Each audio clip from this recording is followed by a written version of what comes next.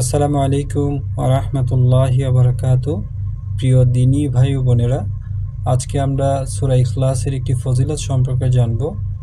যে ব্যক্তি প্রতিদিন 10 বার সূরা ইখলাস পাঠ করবে, মহান আল্লাহ তাআলা ওই বান্দাকে দুনিয়ার জিন্দিগিতে এবং মৃত্যুর পর কি পুরস্কারে পুরস্কৃত করবেন ইনশাআল্লাহ সেই সম্পর্কে জানব। তা আসুন জেনে নেই। সূরা ইখলাস। সূরা ইখলাস অর্থ গভীর অনুরাগ, একনিষ্ঠতা। সূরা ইখলাস ফজিলত এবং মর্যাদাপূর্ণ একটি সূরা। পবিত্র কোরআনের 112তম সূরা এটি, যা মক্কায় অবতীর্ণ হয়েছে। এই সূরাতে আল্লাহ তাআলার অস্তিত্ব ও সত্তার সবচেয়ে সুন্দর ব্যাখ্যা রয়েছে।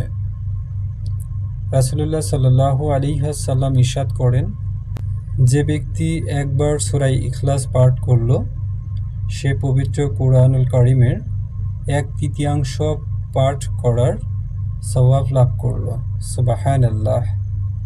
যে ব্যক্তি সূরা ইখলাস 10 বার পাঠ করল, মহান আল্লাহ তাআলা নিজ কুদরতি হাতে জান্নাতে তার জন্য বিশেষ মর্যাদাশীল মহল তৈরি করবে।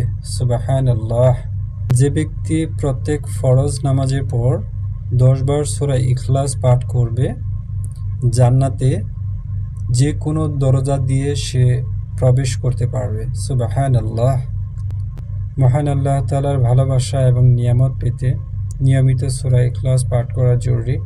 মহান আল্লাহ তাআলা মুসলিম উম্মাহকে সূরা ইখলাসের আমল বেশি বেশি করার তৌফিক দান করুন। আমিন। আসসালামু আলাইকুম ওয়া রাহমাতুল্লাহি ওয়া বারাকাতুহু।